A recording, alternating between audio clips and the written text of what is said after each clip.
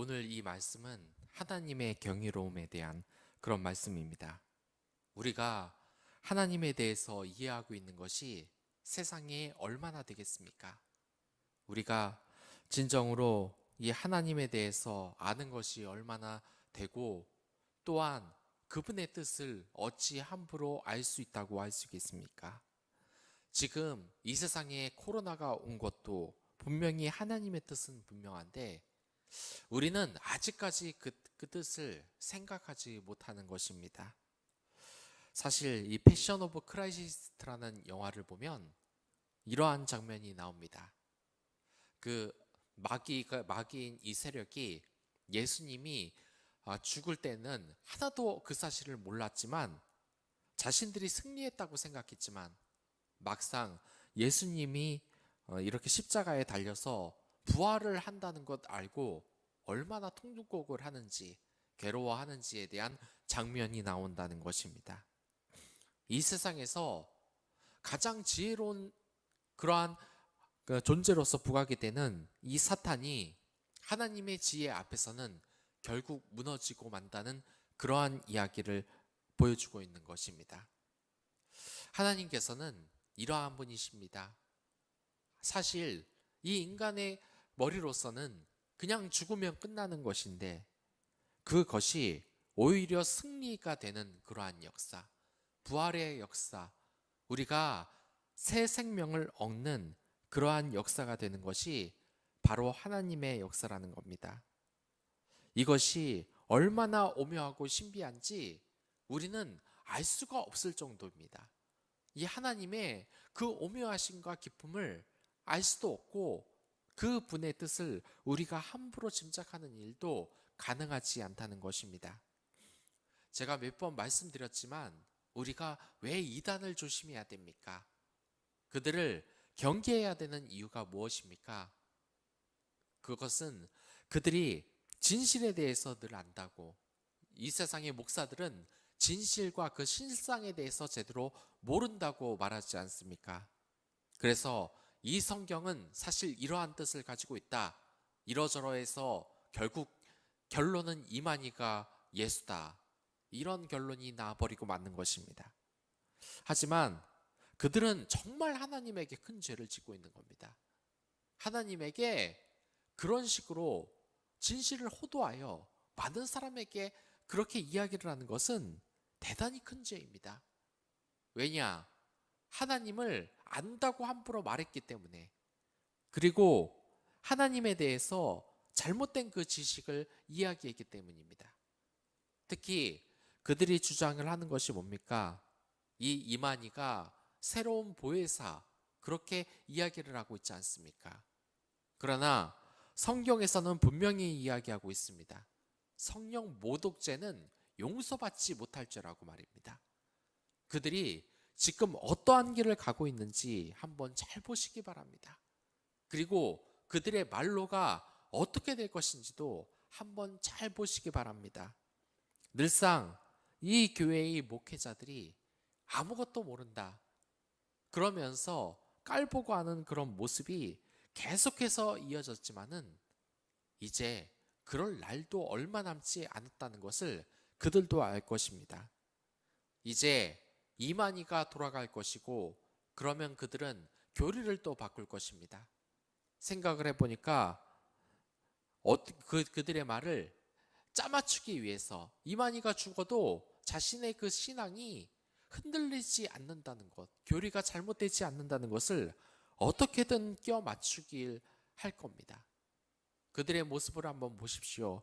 그 신천지에 있었던 강사들은 자신들이 말했던 그러한 그 신천지의 주요 인물들이 절대로 죽지 않는다고 생각을 했었습니다. 하지만 실제로 사람이 죽자 그 강사는 어마어마한 충격에 휩싸여 결국 그 자리를 나왔다고 하는 것입니다. 늘 그런 이야기 많이 합니다. 정말 무서운 말이 뭔지 아십니까? 내가 다 깨달았다, 내가 이제는 다 안다라고 할 때가 가장 위험한 것입니다. 어렸을 때 어떻습니까? 내가 모든 걸 안다고 생각했지만 그렇지 않다는 겁니다. 1년이 지나고 2년이 지나고 3년이 지나고 이제 좀 더 잘 된 것 같으면은 나중에 무언가를 더 발전시켜야 할 그러한 것이 인간에게 끊임없이 나오는 겁니다. 결국 우리 인간은 그렇게 완벽할 수가 없는 겁니다. 우리가 어렸을 때 동화로 듣지 않았습니까? 제가 이 책을 봤을 때도 그러한 이야기가 참 많이 나왔는데, 이 세상에 하나님은 없다라고 주장하는 이 철학자에게 어떤 사람이 이렇게 묻습니다. 그렇다면 왜 당신은 하나님을 믿지 못합니까? 그러자 이 사람이 이야기합니다. 내 눈으로 보지 못하기 때문에 나는 믿을 수 없다고 이야기를 하는 것입니다. 그래서 이 사람은 하늘에 있는 태양을 한번 바라보라. 그러자 이 철학자가 태양을 바라보다가 곧 얼굴을 돌리고 말았습니다. 그래서 왜 얼굴을 돌립니까? 하니까 이 철학자가 눈이 부셔서 더 이상 햇빛을 쳐다볼 수 죄송합니다. 없기 때문에 그렇습니다. 라고 하는 것입니다. 그러자 이 사람은 하늘에 있는 태양도 보지 못하는데 어떻게 하나님을 자기가 보려고 하는 그런 생각을 할 수 있느냐고 이야기를 하는 것입니다. 하나님이란 존재는 바로 이러한 것입니다. 21절에 나올 것처럼 그 밝은 빛을 우리가 볼 수가 없다는 겁니다. 그 존재를 확인을 할 수가 없다는 겁니다. 하늘의 태양을 한번 보시기 바랍니다. 하늘의 태양을 보고 그 형체를 똑같이 원형 그대로 볼 수 있는 사람이 있겠습니까? 눈이 부셔서 안 되는 것입니다. 저 어렸을 때는 이 태양빛을 태양을 어떻게든 바라보겠다 하고 이 태양을 째려보는데 아무리 봐도 더 이상 견디지 못하고 결국 얼굴을 돌릴 수밖에 없었던 겁니다. 이것은 바로 하나님께는 이 두려운 위험이라는 것이 있다는 겁니다. 그의 그 정든 자의 위대한 힘, 그것은 우리가 상상을 할 수 없는 것입니다. 생각을 한번 해보시기 바랍니다. 우리가 전부 다 미천한 존재입니다. 그런데 예수님께서는 천하디 천한 몸을 입고 이 성탄절에 우리에게 오셨습니다. 이게 우리 인간의 머릿속에 가능한 일입니까? 어떻게 그 하늘나라에 또 우리와 질적으로 다른 아마도 이 영원한 지혜를 가지고 있고 전지전능하신 분이 인간의 몸을 입고 온다.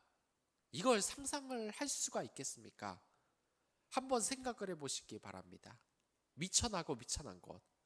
제가 이렇게 살아가고 있는데 갑자기 무슨 저보다 열등한 존재, 그러한 존재의 몸속에 들어가 다시 태어난다고 생각을 해보십시오. 이게 얼마나 끔찍한 일입니까? 나는 인간인데 고귀한 존재인데 한낱 짐승의 몸으로 내가 들어가서 다시 태어난다.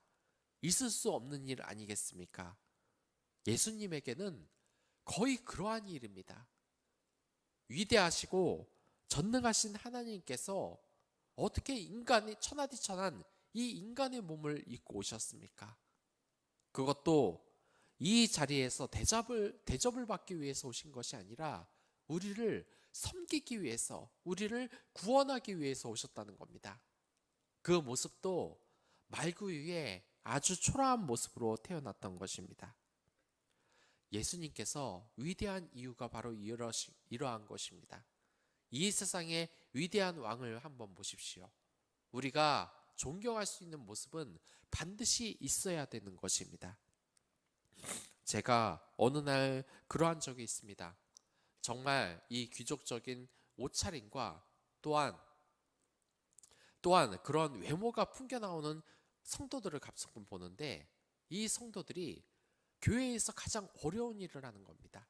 아무도 하지 않을 것 같은 그런 쓰레기 청소며 또한 귀찮을 것 같은 목회자의 심부름도 아무런 위심 없이 아무런 찡그림 없이 해내는 것입니다. 그때 이 사람이 더 위대하게 보이는 것, 우리는 그렇지 않습니까? 이 세상의 TV를 한번 보시기 바랍니다. 이 세상에서 영향력이 정말 많은 사람, 정말 인기가 많은 사람, 그런 사람의 얼굴을 한번 보시기 바랍니다. 의외로 미남 미녀가 단 한 사람도 없습니다.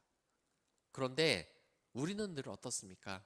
어떻게든 미남 미녀가 되려고 하고 자신의 몸을 가꾸려고 하고 또한 이 세상에서 가장 영향력이 있는 사람이 되려고 하지만 어리석게도 우리는 가장 영향력 있는 사람을 닮으려고는 하지 않습니다. 그런 사람들은 외모에 신경을 쓰지 않고 자신의 내면에 신경을 씁니다. 그런데 우리는 그런 사람이 되기 위해서 외모에 집착하고 학력에 집중하지 않습니까? 우리가 어떻게 하나님의 뜻을 알 수 있겠습니까? 이 엘리후가 욥에게 답답해하는 것도 이 욥이 완벽한 하나님의 지식을 알지 못하면서 그에 대해 판단을 한 것입니다.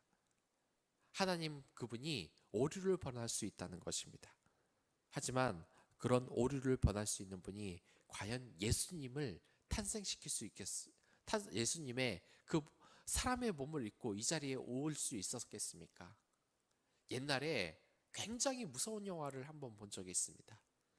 그 영화는 플라워이라는 영화였는데, 그러니까 사람을 순간 이동시키는 실험을 하는데 순간 이동 중에 파리가 들어와서 파리와 인간의 몸이 합쳐지는 아주 끔찍한 장면이 있는 영화였습니다. 그렇습니다. 이게 말하는 게 뭐겠습니까? 우리 인간이 순간 이동을 한다. 날아다니는 자동차 한 대 만든다. 그리고 빛보다 빠른 우주선을 만든다 해도 부작용과 그 사고를 예측을 할 수가 없습니다. 그렇기 때문에 못하는 겁니다.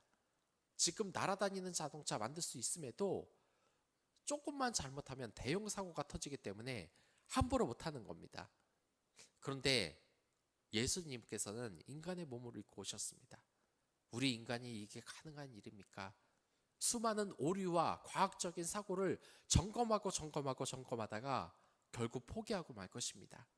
하지만 하나님께서는 그러한 오류가 없다는 분이라는 것을 이 선육신을 통해서 우리는 알 수 있습니다. 인간의 몸을 가지고 있으면서도 죄가 없는 그 몸으로 있을 수 있다는 것, 완벽할 수 있다는 것, 그것이 바로 예수님입니다. 그 예수님의 은혜를 오늘도 구하시길 바랍니다. 그럼 다 같이 기도하도록 하겠습니다.